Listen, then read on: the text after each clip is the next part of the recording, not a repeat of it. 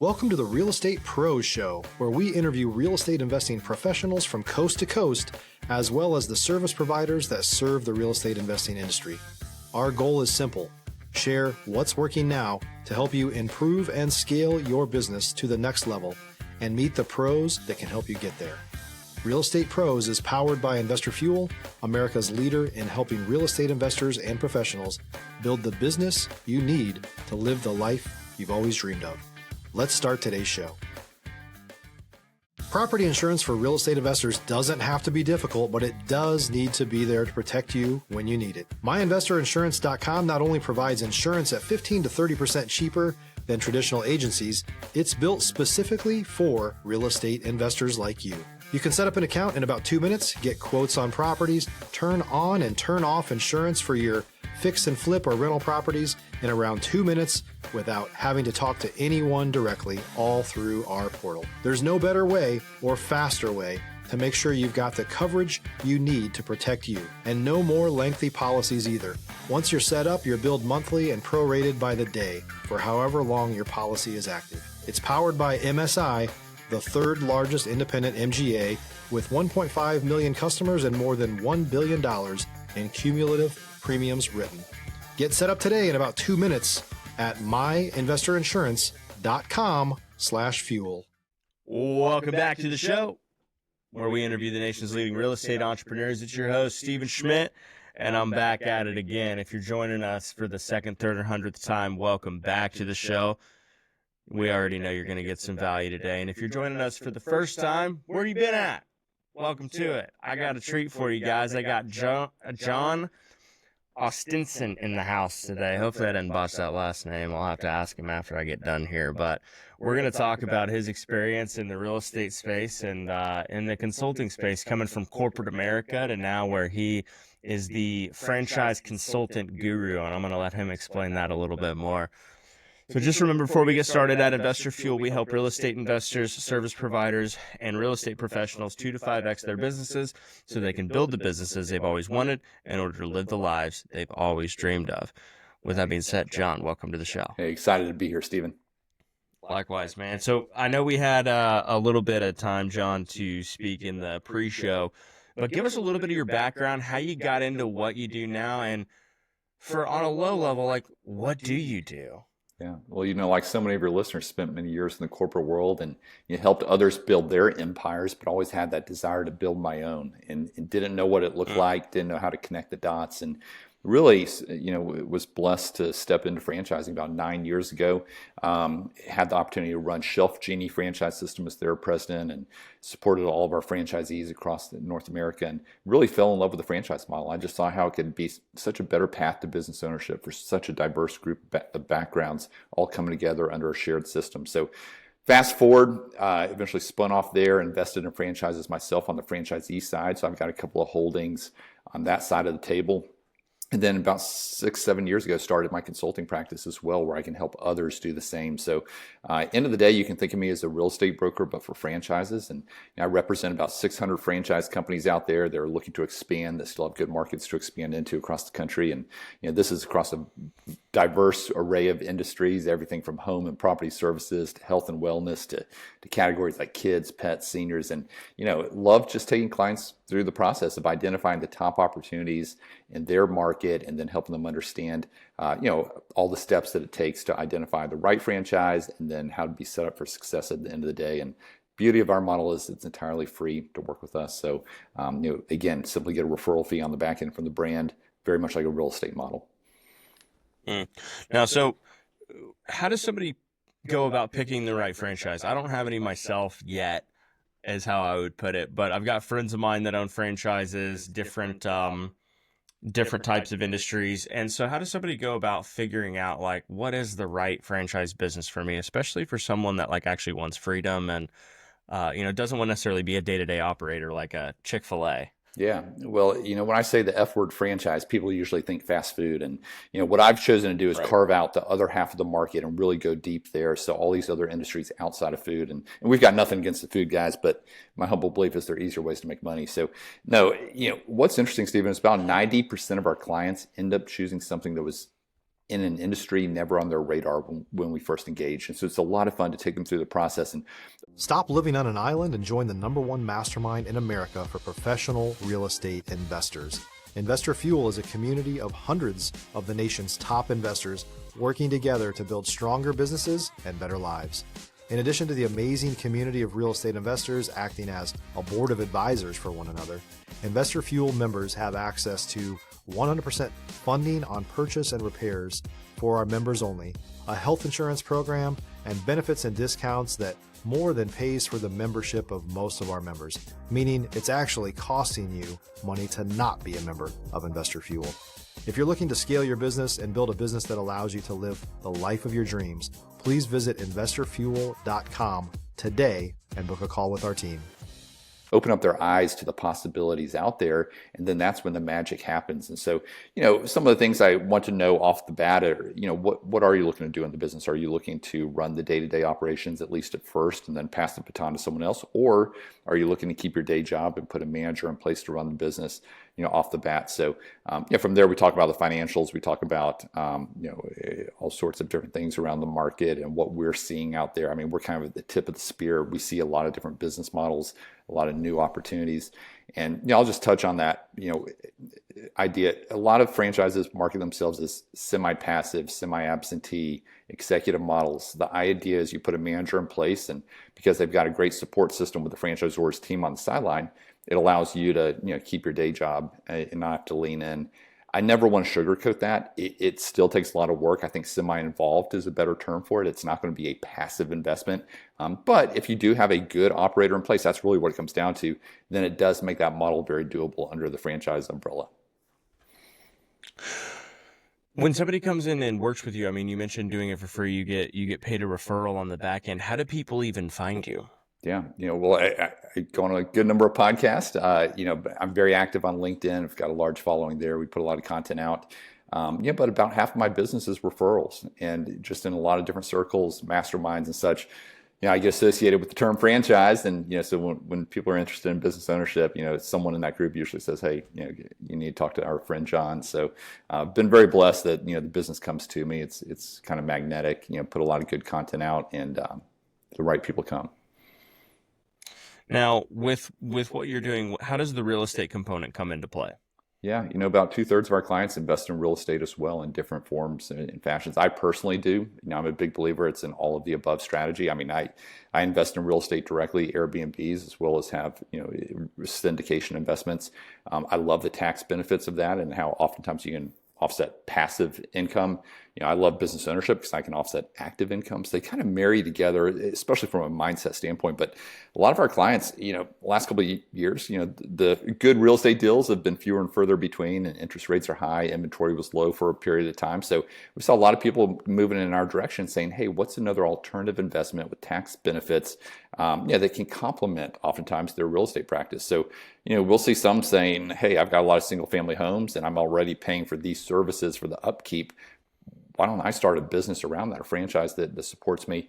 I can provide it not only to my own rentals, but to others. Or, and some are looking for more of a diversification play and they get into something totally different. Or maybe they've got a commercial space they want to fill and they say, hey, what would be a good franchise? So, the two really marry together well based on my experience. Sure. One of the things that I find, I've been in multiple masterminds over the past 5-6 years since I really started getting into entrepreneurship myself and building my own business. And one of the things that we find is a common theme is somebody starts having a little bit of success in their business. And then they ask the question of like, well, when should I be investing in real estate? I got $100,000 laying around. I got 150, 200. At what point in your experience, does it make sense for somebody to look into investing in real estate versus taking that 100,000, 150, 200, maybe higher amount, and instead of putting that into continuing to boost the systems, maybe implementing EOS, maybe putting it into marketing, at what point does it actually make sense for them to put it in real estate versus their main machine? Yeah, that's a loaded question. Certainly it's different for everyone. On the franchise front, All-in investment for a lot of service-based businesses is anywhere between 150,000 and 300,000 all in. That's franchise fees, startup costs, several months of working capital, all built in. Certainly, if you're going to do a large customer-facing retail type business, then it's going to be a good, decent amount larger than that. If you're looking for consistent, high-quality leads, look no further than Investor Machine. Investor Machine isn't just another agency. It's the most sophisticated, data-driven lead generation company on the planet for real estate investors, and serves the role of being not just a lead generator for your business, but a marketing partner that is helping you achieve your goals along the way. Go to investormachine.com to learn more and schedule a call with our team today.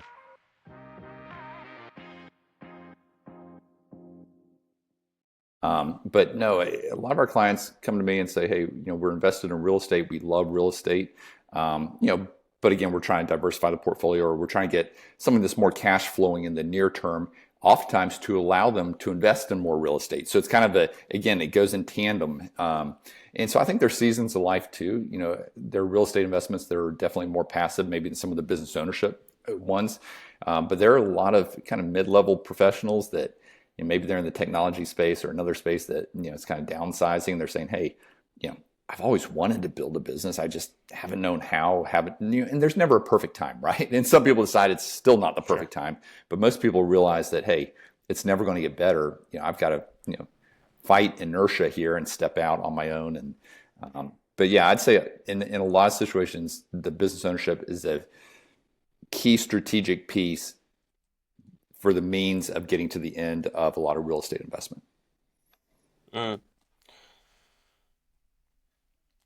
That's really good. That's a really good answer to that question. Thank you for sharing. So with franchise models, one of the big pieces that I find attractive to it, and I'm sure a lot of people that you found have worked in the space as well, is because there's already an existing system of some form of success that the parent franchise company, right, has built. You're kind of buying a business in a box, supposedly, right? Mm-hmm. Why is the franchise model really attractive, in your opinion, to the people that you end up working with? And why do people pick franchises versus, bootstrapping their own company or investing in an idea that they have? What's the benefit of a franchise versus, maybe I don't want to say traditional business, but let's call it that for lack of a better term, unless you've got one for it. Yeah, absolutely. And franchising is not right for everyone. I won't pretend that it is. I think some people are so entrepreneurial, they want to put their thumbprints all over it. But franchising from the very beginning, one, you're more likely to get funded because banks love franchises, and are very open to lending through SBA loans. That's common. But no, the franchise model, and not every franchise is created equal, just like every industry. There are ones that provide great support, and there are ones that don't provide the support that they should. That's where we come in to try to help people. But with the franchise model, end of the day, you've got the product market fit. It's been proven in like-kind markets. It's you're able to start on third base in a way because you've got a playbook. It's all about going out and executing. You're not having to test everything, first time around. So you're able to ramp up faster. And oftentimes this gets overlooked, but we talk about masterminds. You have a built-in mastermind of other people running the same business day in, day out, these other franchisees, and you're constantly exchanging best practices. I've seen that when I was a franchisor as well as a franchisee. I mean, that's a huge, oftentimes overlooked benefit. Certainly there's economies of scale, whether it be bulk buying of services or products, because you have the buying power of a large franchise system versus small entity. You've got this franchisor acting as a coach on the sideline. The better you do, the better they do. So there's a lot of benefits. And oftentimes when you go to sell the business, you've got a built-in customer base of potential buyers in the other franchisees. That internal M&A is extremely common.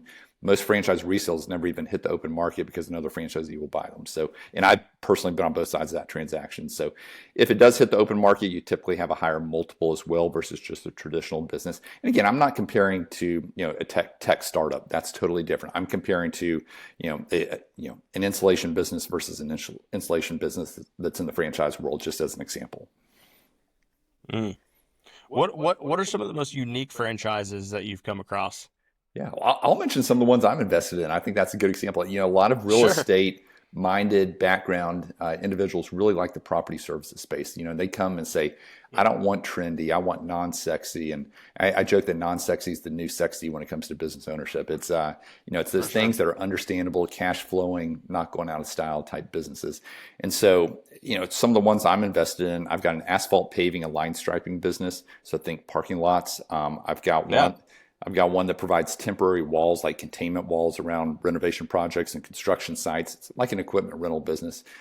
If you're a new or newer real estate investor looking to launch or grow your real estate investing business, please check out Investor Fuel Club. It's a coaching community, but unlike anything you've ever seen before.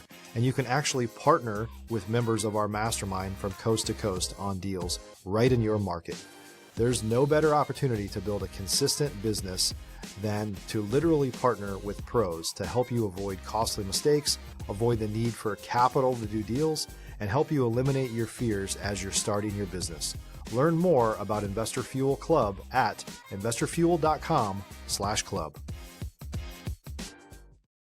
I've got one, in the health and wellness arena. This is more of a retail-based business, but we provide 3D printed inserts, very custom inserts, for your shoes, and we sell some footwear as well. But no, some of the franchises out there, people love dumpsters or flooring recoating or, different roof type companies, things that cabinet-based businesses, things that people are always going to spend on, but then they also love health and wellness, anything related to infrared saunas and red light and cryo and IVs, that's huge. And it's really become mainstream, the whole health and wellness movement. But then they drop back. I've had clients do extremely well in in-home senior care. I've had clients do well in youth soccer, pets, pet grooming. Again, things that regardless of the economy, people are always going to be spending on these things. Sure. How did you go about picking the franchises that you invested in for yourself? Yeah, the two in the property services arena, I do have partners on. The one in the health and wellness is just me directly. But yeah, and end of the day, it comes down to people. And it's the same thing for me with any operating business, any private equity that I do. I'm investing in the people at the top. And so in the case of the property services businesses, we had good operating partners lined up that I believe in. And that was a big piece of it. But I love niches. I love the property services genre. That's more of my background, Shelf Genie. So I'd say the stars kind of aligned, but at the end of the day, it's the people. And I say the same thing to our clients when they're looking at franchise systems. That franchisor is essentially going to be your business partner. I want to see that they've had good industry experience, but also franchise experience represented on that team, because end of the day, the culture, everything else has to align, to make it a good fit. For sure. How important has leadership been in investing in the leadership of your companies, but also the leadership that you've experienced from corporate America, where you've been at to where you're at now? How important does that play into a successful business? No, it's everything. It's everything. It starts with the people. And, business ownership's not right for everyone, but I do believe it's right for more people than are currently business owners. And I think a lot of people, let fear hold them back. And once they understand franchising, they say, maybe those training wheels is just what I needed, right, to get comfortable with the idea of entrepreneurship. But no, I'd say I personally still pinch myself every day.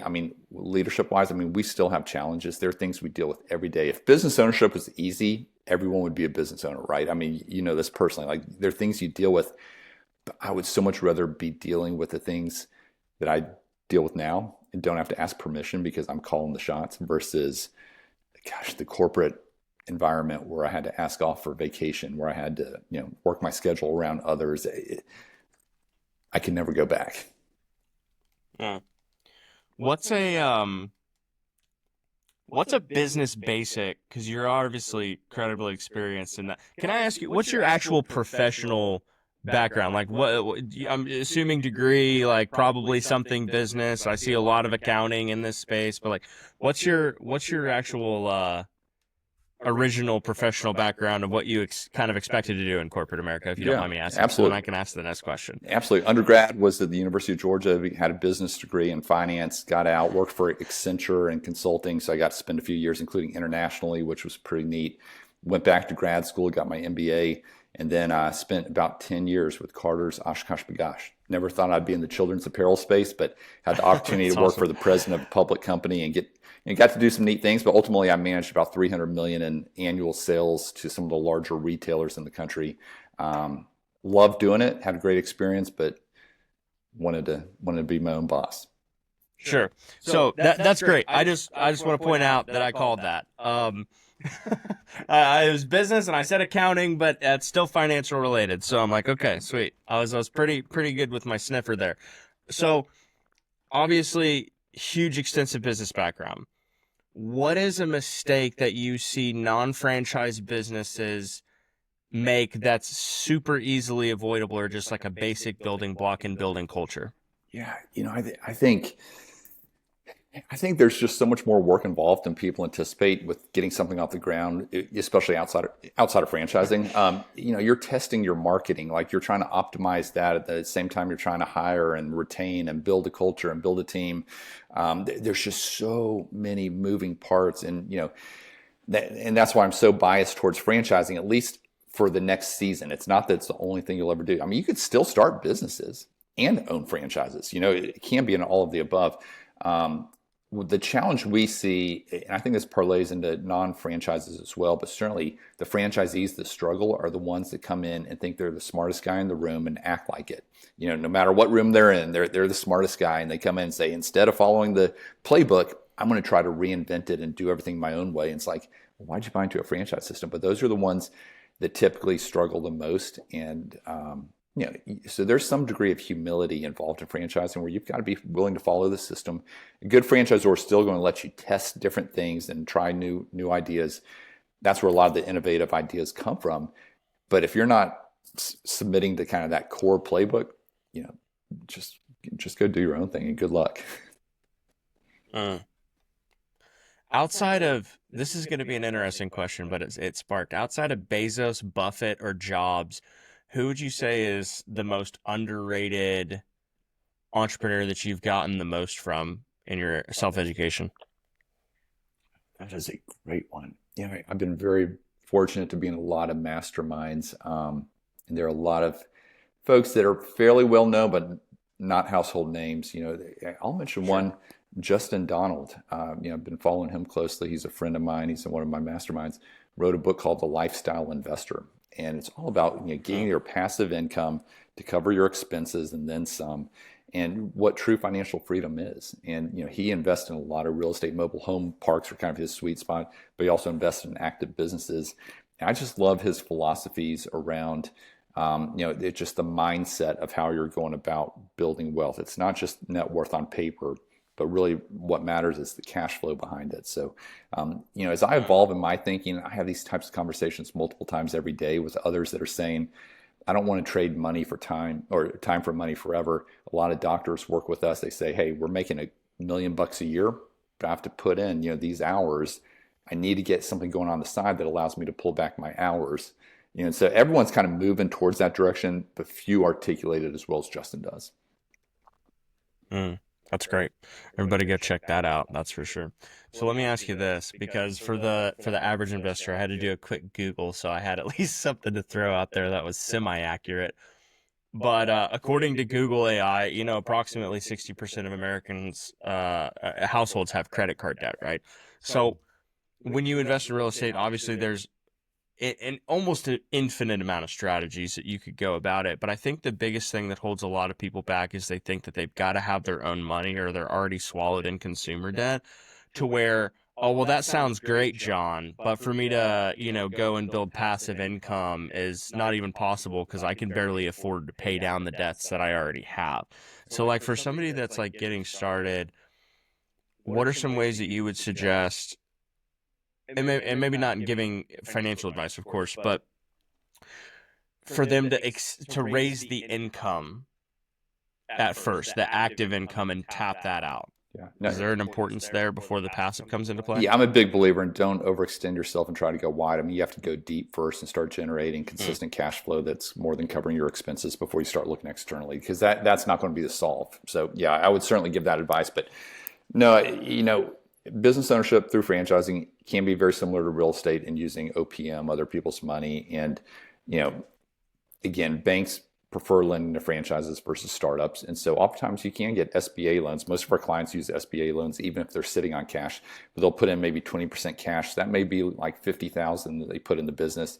And then they use another 150 to 200,000 SBA loan to actually fund the operations. Of course, all that's tax deductible. The interest is, you can pay it back early. So, I think business ownership is accessible to a lot more people than a lot of people that may not think it is. However, yeah, there's a season of life where you need to be building your credit score, building your core income, and at least have a financial base. We don't want to see people overextend themselves. If you've got a young family and you're a single income family and you don't have a lot of savings, then it's probably not the right time, right? But it could be something that you move towards. And I'm more than happy to share a free downloadable copy of our book, Non-Food Franchising. I think, I talk with a lot of clients that maybe it's not the right season just yet, but they'll read the book, they'll start understanding what I need to work towards, how the pieces come together. And then that creates inspiration for them to set goals and really have a plan to move forward. Great answer. If you had to go back to the beginning of either your business or your corporate career, I'll give you either way that you can answer this question. But you could take everything you've learned along the way with you. What would you do different and what would you do the same? Yeah, I feel very blessed that there are a lot of things I would do the same. I did have one business, and I probably glossed over this, when I was giving you my answer earlier about my career. There was one business that I started after Shelf Genie with a business partner, and it was a non-franchise business, but it was serving franchises as our client base. And so it was a marketing agency and a call center. We built it up. We're doing a couple million a year in revenue. We had about 40 employees, and I thought the model was there. Again, it was a non-franchise, so it was all my idea, but the model was not there, and we became too custom. End of the day, we had a great team, but we really weren't making money. It was a flatline P&L. Some months were even down, and we were putting a lot of effort in. And I ultimately saw the writing on the wall, made a tough call, said we've got to wind this down. It wasn't a sexy exit, but instead I found homes for most of our employees, found homes for our clients. I'm proud of how we handled the situation. But that was a stressful time. I mean, it was, and there's some pride on the line as well. So, in hindsight, yeah, I probably would have done that differently how I structured that business. I was trying to go at it alone, and that gives me all the more appreciation now for franchising, where you've got the proven model versus a great idea that you run with. That's really good. Because ultimately you learn more from the challenges than you do from the wins. So what are some of those key things that you would have done the same? Yeah. Some of the things I would have done the same, there's a season of life where it's great to get experience. I don't think I was ready for business ownership straight out of undergrad. I'm very thankful for the experiences I had and the challenges along the way, and building teams and going through the corporate grind.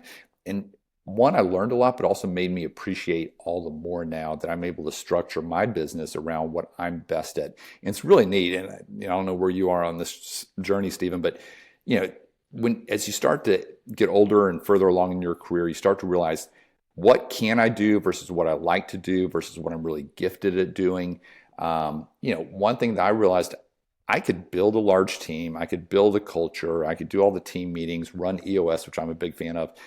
End of the day, I wasn't passionate about that side. What I'm passionate about is working with clients, being strategic, lead generation, all these other things. And so I've really structured my business and how I spend most of my days now around the things that I enjoy, and that's being client facing. I mean, when I had a 40-person team, I was dealing with HR issues, nonstop. And, now I've structured it so I mainly have contractors that work with us. I've got just a couple of employees, but it's a very nimble team, and we're able to adjust easily, but we're able to get leverage by having all these strategic partners and other relationships that we can pull in to support our clients. So it is neat when you start to realize what you enjoy doing, how you want to spend your day versus what you can be doing. Sure. What's your end game? Yeah, end game, been building up the passive income, and very fortunate that it now covers most of our expenses, but continue to build there. I don't want to ever rest on our laurels, and so you plan for the rainy day, but we're also big on giving back, and we're headed to Nicaragua on Saturday as a family for a little mission trip, and there's just a lot of nonprofits that we support. All the proceeds from the book Non-Food Franchising go towards Hope International, which is a great nonprofit as well that we support. So I believe firmly, to whom much is given, much is expected. And that's something I fail every day, but I try my best to live by. And so my end game is to, continue to provide clients with success, which leads to success for us, which allows me to do more in the community and around us. And I love mentoring. And so just carving out more and more time to do those types of activities is my end game. All that. You opened this can of worms on yourself, Jon. You're welcome to go as deep or as not as you'd like on it. But how important has faith been as a pinnacle in your business career and keeping you true north? Yeah, well, I would say at this point in time, I would absolutely say it's everything, and it's so important. Faith, family, everything else comes behind that. But I mean, my faith drives me. I will say throughout my career, there have been plenty of times I put God on the shelf and haven't given it the priority that I should. So it's a journey, it's an evolution. Feel like I've made progress, and thankful for the relationships and everything else that goes with it. You bet. Thanks so much for spending some time with us here, Jon. If people want to connect with you for more, learn more about you, where should they go for that? Yeah, come out to our website, franbridgeconsulting.com, FRAN, bridgeconsulting.com.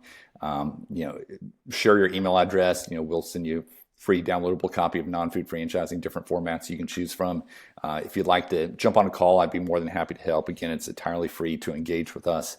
Would be happy to get to know you and help in any way I can. And certainly LinkedIn is our big platform where, if you follow me on LinkedIn, I put out a good bit of content every day. So I would love to help in any way I can. There you go, folks. We're going to show them some love for the real estate pros and the Investor Fuel family. And we'll see you all in the next episode. Thanks so much for listening.